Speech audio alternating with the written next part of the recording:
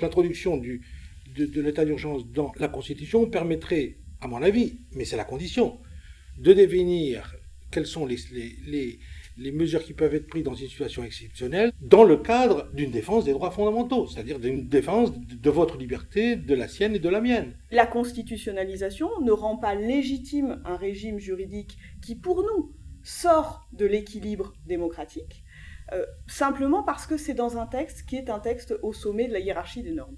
Il faut pouvoir intervenir, mais il ne faut pas accepter dans une démocratie qu'on intervienne de manière préventive sur une base qui est trop faible et dans laquelle il y a un vrai risque de dérive. Mais qu'est-ce que vous voulez? Vous voulez juger les terroristes seulement quand ils ont commis des meurtres? Vous ne voulez pas les attraper avant?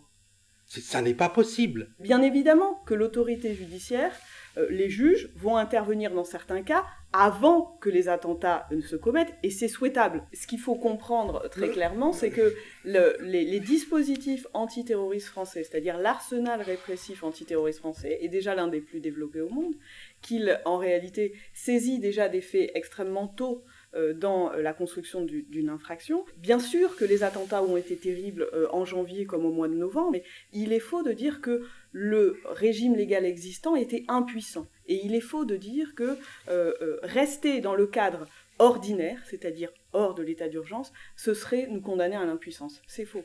Ce qui est contestable, au contraire, c'est d'intervenir avant même que l'on puisse caractériser ne serait-ce que des éléments préparatoires à une infraction pénale. Et c'est ça que produit l'état d'urgence. Et cela le produit dans un contexte qui est, par ailleurs, pas efficace dans la lutte contre le terrorisme.